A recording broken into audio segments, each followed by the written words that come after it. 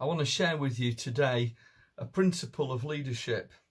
It comes from a perspective of me being in full-time leadership for 40 years.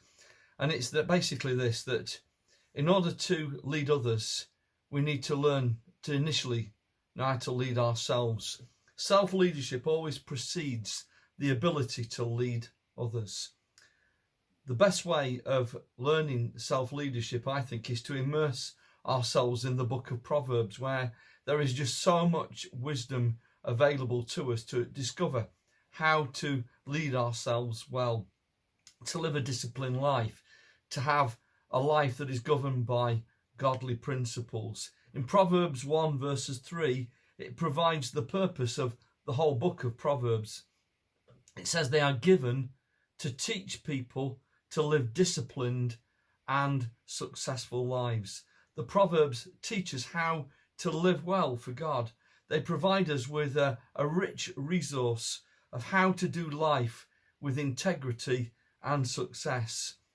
The disciplined life is often perceived by many to be something that suppresses the real us, something that restricts us expressing ourselves, and yet actually the Bible teaches us that it's the way to be a successful person. To live with principles provides us with the right building blocks for success. Today, many people live from and lead from a place of a traumatic journey and a dramatic story.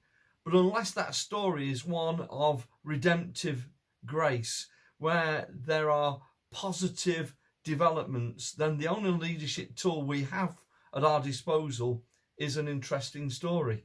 A story that might connect with people, but we need to have a depth to our characters to lead well over the distance. Long distance leaders make decisions that will influence not only themselves, but also the people that they lead. Mature life coaches have proven themselves repeatedly through self-leadership in the varying seasons of life. And we can only do that when we have the right roots of sound values that will anchor our attitudes and our responses. Currently, I am reading the autobiography of Peter Schmeichel, perhaps one of the best goalkeepers to ever have graced what is known as the beautiful game of soccer. It is very evident from his book, it's entitled One, that he became such a skilled craftsman in his art because of his determined passion to excel and push himself through rigorous training routines. Discipline and success were accompaniments in his sporting career.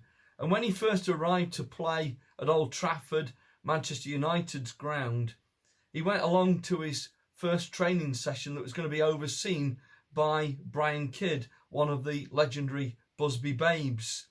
And I remember him scoring in the European Cup final against Benfica in the 60s.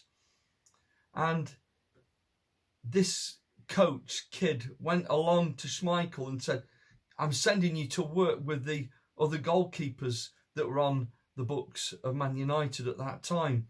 But Schmeichel insisted that he would go and train with the other outfield players, and that he would only do his speciality goalkeeping skills and training drills afterwards that was on his own time as an addition. No wonder he became such a respected sportsman and an automatic number one for his club and country. You see, we live in a society today that makes us believe that we can just blag success through shortcuts, but ultimately that is shown to be shallow and short-lived. Schmeichel further writes in his book about when he first played for Bromby, which was prior to his career at Old Trafford, and part of their training was to go and sprint round the football pitch, and they had to start off by beating 60 seconds and then cut it down to 55 and then ultimately get to 50-second laps round the pitch. And Schmeichel writes that he saw other players cutting the corners. And he said there was always a temptation to cut the corners because they created the sharp bend that caused you to lose speed. But he said, and he writes, that although he saw other people cutting the corners, he said he would never do it.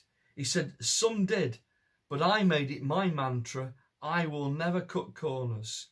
Cut a corner and I will fail. Schmeichel became a leader on the pitch because he was a leader of himself. And so I just commend these thoughts to you and pray that you will this year develop those disciplines, those routines, those principles that enable you to be an effective self-leader, so that ultimately you can become a leader of others that God can use for his glory. May God bless you.